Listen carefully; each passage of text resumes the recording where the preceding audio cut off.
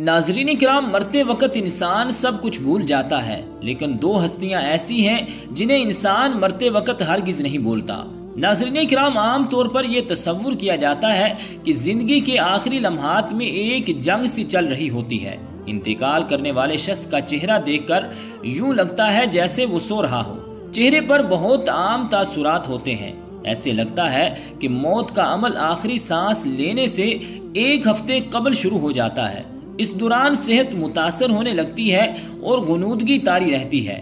آخری لمحات میں کھانا پینا مشکل ہونے لگتا ہے اور کسی شخص میں طاقت نہیں کہ خدا کے حکم کے بغیر مر جائے۔ اللہ تعالیٰ نے انسان کی موت کا وقت مقرر کر رکھا ہے۔ اللہ تعالیٰ قرآن مجید میں ارشاد فرماتا ہے، اور جو شخص دنیا میں اپنے اعمال کا بدلہ چاہے اس کو ہم یہی بدلہ دیں گے، اور جو آخرت میں طالب ثواب ہو اس کو وہاں اجر عطا فرمائیں گے، اور ہم شکر گزاروں کو عنقریب بہت اچھا صلہ دیں گے۔ ناظرین کرام، مرتے وقت انسان کے دل و دماغ سے ہر چیز نکل جاتی ہے، سب کچھ بھول جاتا ہے، اپنا مال و دولت، محل، عزیز و اقارب، رشتہ دار، سب کچھ بھول جاتا ہے۔ مگر مرتے وقت انسان دو لوگوں کو بہت زیادہ یاد کرتا ہے۔ دو لوگ ہرگز نہیں بھولتا، ان کو سامنے بٹھا کے چیخنے کی کوشش کرتا ہے، ان کے غم میں رونے کی کوشش کرتا ہے، مگر رو نہیں پاتا۔ حضرت مولانا جلال الدین رومی رحمۃ اللہ تعالی علیہ فرماتے ہیں کہ میرے محلے میں ایک شخص زندگی اور موت کی جنگ لڑ رہا تھا، یعنی وہ مرنے والا تھا، موت کے بالکل قریب تھا۔ لوگ میرے پاس آئے اور بولے، ہمارا ایک شخص مرنے والا ہے، آپ آئیں اور اسے کلمہ پڑھنے کی تلقین کریں۔ حضرت مولانا جلال الدین رومی رحمۃ اللہ تعالی علیہ اس مرنے والے کے پاس پہنچ گئے اور اس کے پاس بیٹھ گئے۔ آس پاس اس کے دوست، رشتہ دار، عزیز و اقارب بھی بیٹھے ہوئے ہیں۔ اب اس مرنے والے کی آنکھیں چھت پہ لگی ہوئی ہیں، کچھ سوچ رہا ہے۔ اللہ تعالیٰ نے اسے بولنے کی توفیق دی۔ وہ رو کر کہنے لگا، میرے بچے کہاں ہیں؟ اس کو نہ کمایا ہوا مال یاد آیا، نہ دولت یاد آئی، نہ عزیز و اقارب یاد آئے، یہاں تک کہ اسے ماں باپ بھی یاد نہ آئے۔ بس اس نے کہا، میرے بچے کہاں ہیں؟ بچے دوڑ کر آئے اور اس کے پاس بیٹھ گئے۔ پھر اس نے کہا، میری بیوی کہاں ہے؟ بیوی دوڑ کر آئی اور اس کے پاس بیٹھ گئی۔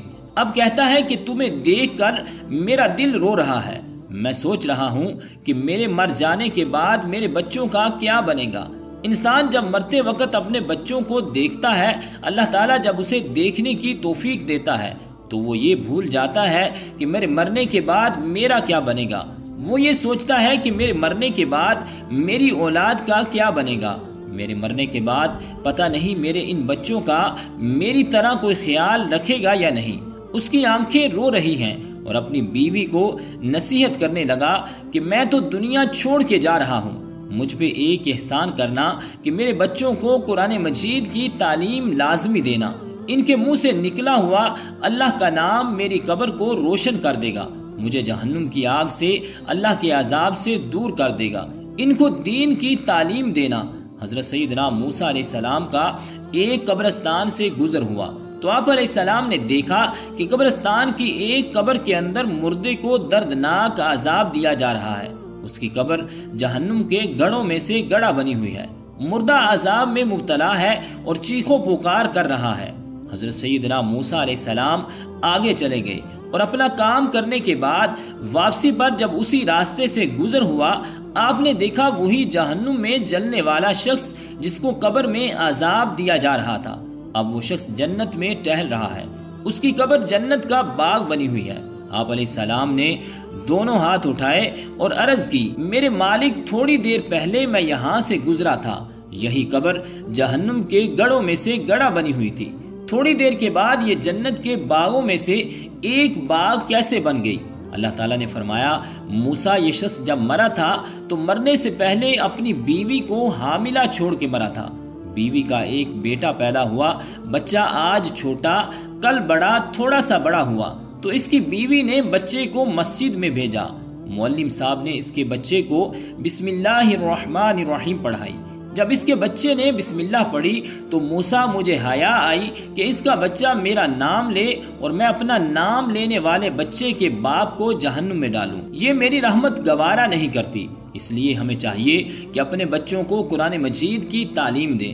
اگر تم چاہتے ہو کہ تمہاری قبریں روشن ہوں، عذاب تمہارے قریب بالکل بھی نہ آئے، تو تو اپنے بچوں کو قرآن مجید کی تعلیم دینا۔ حضرت مولانا جلال الدین رومی رحمۃ اللہ تعالی علیہ فرماتے ہیں، وہ شخص توبہ کرتا کرتا یہ کہتا کہ میرے بچوں کو قرآن مجید کی تعلیم دینا، ایک دم اس کی زبان لڑکھڑانے لگی، اس کا بدن کانپنے لگا، موت کا فرشتہ آ گیا روح نکالنے کے لیے۔ فرماتے ہیں کہ جب انسان کی روح نکلتی ہے تو اس کا منہ کھل جاتا ہے، دونوں ہونٹ ایک دوسرے سے جدا ہو جاتے ہیں۔ انسان کی روح انسان کے پیروں سے نکلتی ہوئی اوپر کی طرف آتی ہے، جب دل اور پھیپھڑوں تک پہنچتی ہے تو یہ وہ لمحہ ہوتا ہے، یہ وہ وقت ہوتا ہے کہ جب انسان زندگی میں پہلی بار فرشتے اور شیطان کو دیکھتا ہے۔ یہ وہ مرحلہ ہوتا ہے جب انسان کے ایک طرف شیطان اس کے کان میں غلط مشورہ ڈالتا ہے اور دوسری طرف اس کی زبان سے اس کے عمل کے مطابق الفاظ نکلنے لگتے ہیں۔ اگر انسان نیک ہوتا ہے، نمازی ہوتا ہے، عبادت گزار ہوتا ہے، تو پھر اس کا دماغ اس کی زبان کو کلمہ پڑھنے کی تلقین کرتا ہے، اور اگر انسان نیک نہیں ہوتا تو پھر اس کا جو دماغ ہوتا ہے وہ عجیب سی حیت کا شکار ہو جاتا ہے اور انسان شیطان کے مشورے کو قبول کر بیٹھتا ہے۔ جب انسان شیطان کے مشورے کو قبول کر بیٹھتا ہے پھر کوشش کرتا ہے کلمہ پڑھنے کی، لیکن پڑھ نہیں پاتا۔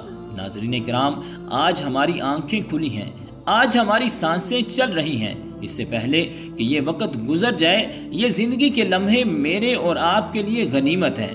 آخرت کے لیے کچھ اکٹھا کر لیں، مرنے سے پہلے قبر کی روشنی بنا لیں۔